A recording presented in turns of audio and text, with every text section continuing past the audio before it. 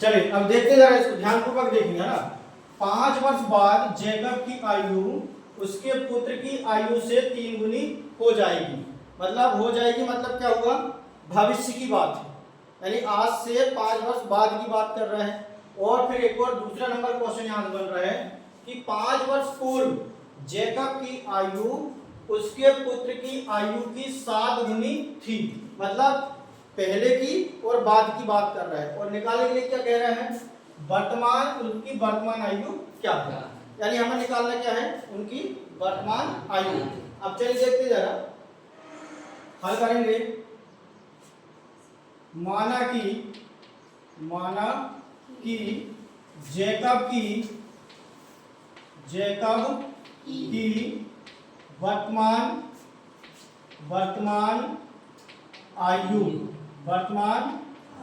आयु x वर्ष है। कितनी है, x वर्ष है तथा उसके पुत्र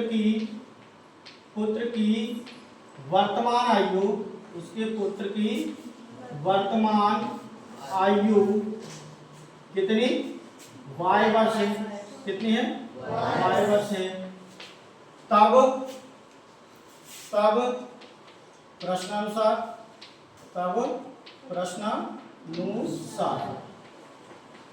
ठीक है, यहां तक समझ आया ना। अब आगे देखते हैं। 5 वर्ष बाद कह रहा है और हमने उसकी वर्तमान आयु क्या माने हैं, x। तो 5 वर्ष बाद मतलब क्या हुआ, 5 वर्ष बाद मतलब क्या हुआ, उसका वर्तमान, यानी 5 वर्ष बाद यानी x धन 5, क्या हुआ, x धन 5। और उसके पुत्र की आयु कितनी, y वर्ष है, तो उसमें भी लगा देते हैं। तो पुत्र की आयु कितनी, y धन 5।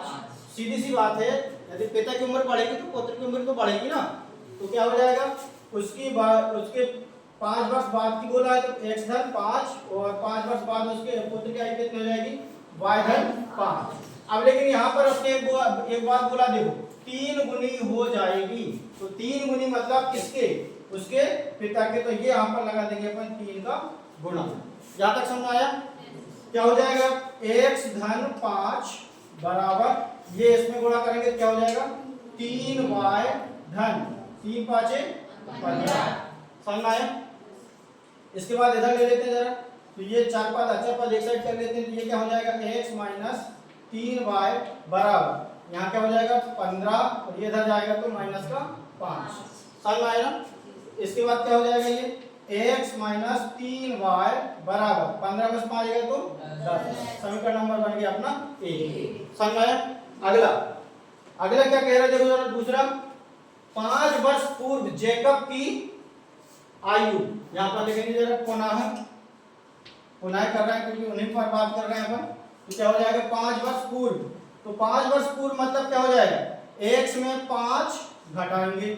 5 वर्ष पूर्व कह रहा ना, 5 वर्ष पूर्व जैकब की आयु, x में क्या करेंगे अपन, 5 घटा दो, फिर बराबर। तो जब उसके पिता की उम्र घटेगी तो सीधी सी बात है पुत्र की उम्र भी घटेगी। तो यहाँ पर क्या हो जाएगा, y माइनस 5। ठीक, लेकिन यहाँ पर फिर उसने क्या कहा है कि 7 गुनी थी। कितनी थी, 7 गुनी थी। तो 7 का गुणा, ये क्या हो जाएगा, x माइनस 5 बराबर, इसको हल कर देते हैं। तो ये कितना हो जाएगा, 7y ऋण 7 का गुणा 5 के साथ होगा तो 7 गुना 35। समझ आए ना।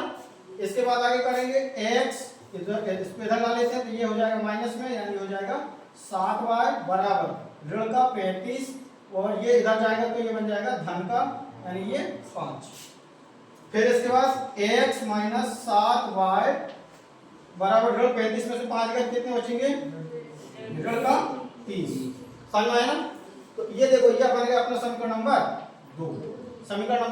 2। अब यहाँ से हम हल करते हैं, क्या हो जाएगा, यहाँ से समीकरण 1 से तीसरा समीकरण निर्मित कर लेते हैं। अपन कौन सी विधि से कर रहे हैं, कौन सी विधि से, प्रतिस्थापन विधि से।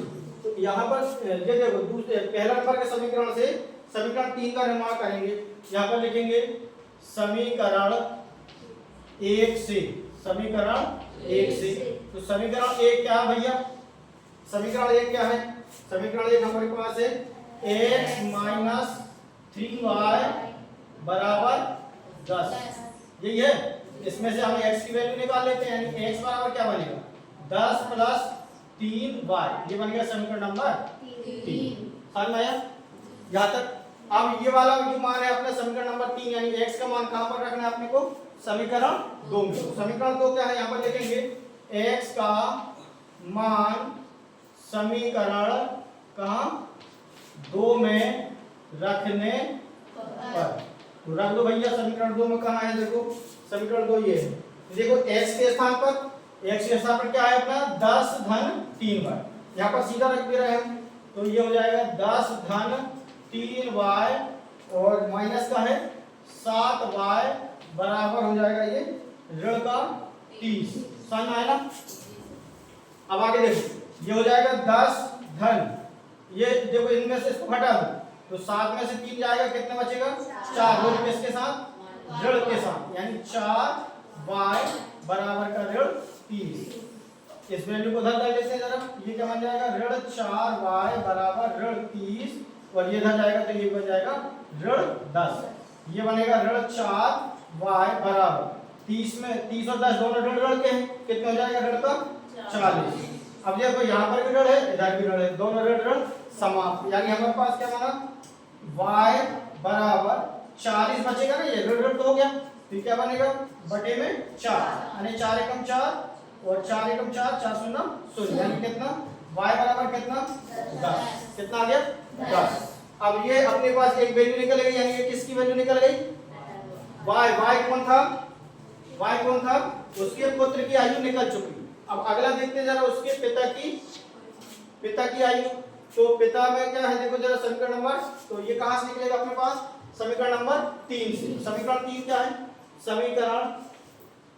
समीकरण 3 में x का मान रखने पर, तो समीकरण 3 कहां भाई अपना ये है।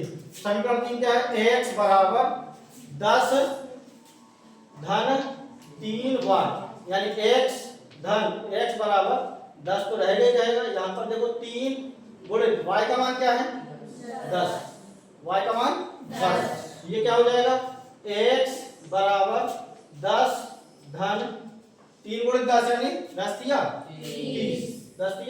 30, तो ये x बराबर 10 और 30 कितने हो गए 40, यानी ये पिता की उम्र यानी कितनी किसकी, और y बराबर कितना आया था 10, y बराबर 10।